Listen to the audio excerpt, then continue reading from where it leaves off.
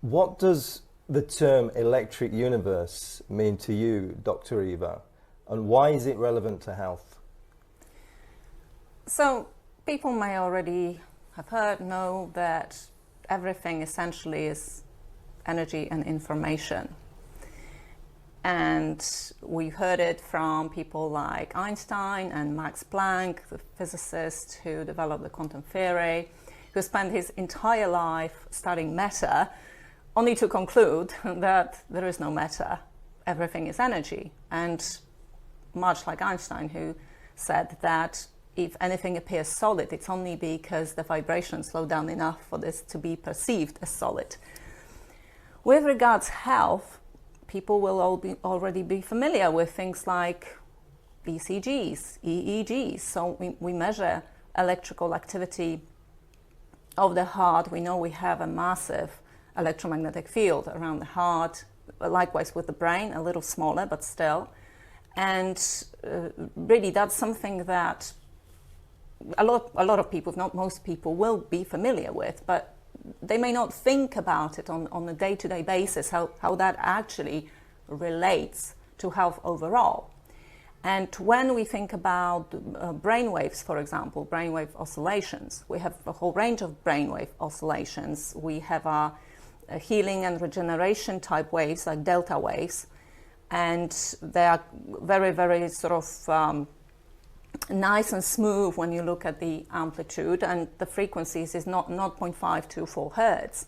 And so in deep sleep, in very, very, very relaxed state, we can tap into those waves. We can make our brain predominantly delta, sort of delta dominant.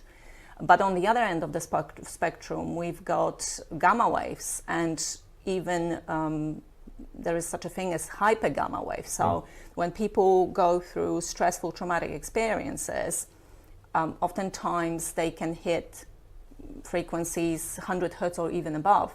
We even had something like 200 hertz registered. So that's called hyper gamma wave. And that will be a criterion, one of the criterions for trauma encoding.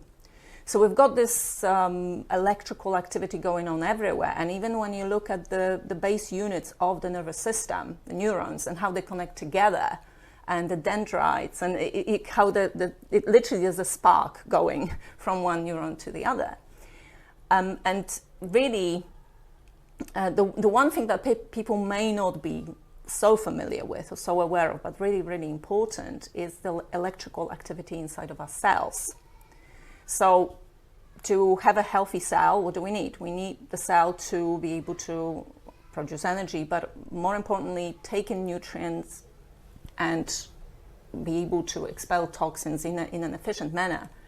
Now, for the cell to be able to do that, it actually needs to function electrically really, really well. And we're talking about cell membrane potential, and we measure that in millivolts.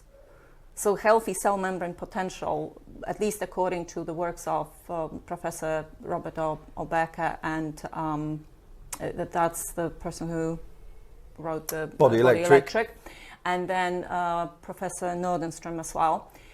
They were talking about the healthy cell membrane potential being at the level of minus 70 millivolts. And what that means is it's basically the difference between the electrical charge inside the cell and outside of the cell.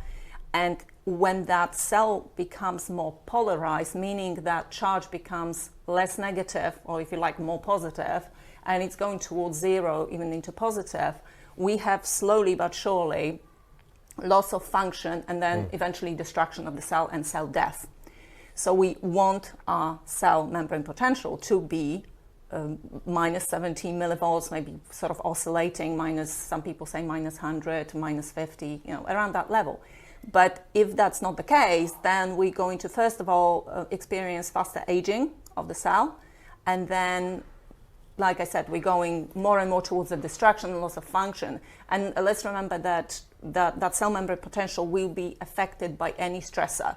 So this could be biological stressor, chemical stressor, but obviously emotional as well.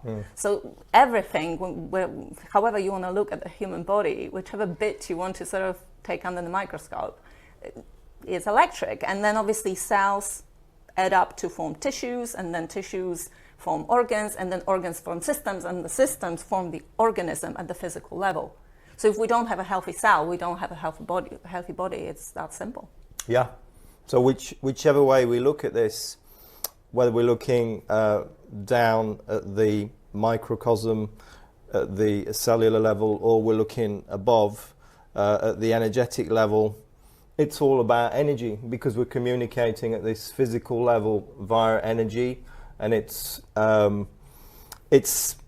energy which is manifested in a physical form, and then what we have above on this biofield, this aura, as we used to previously call it, then it's this higher vibrational energies, and it's this energetic system, yeah.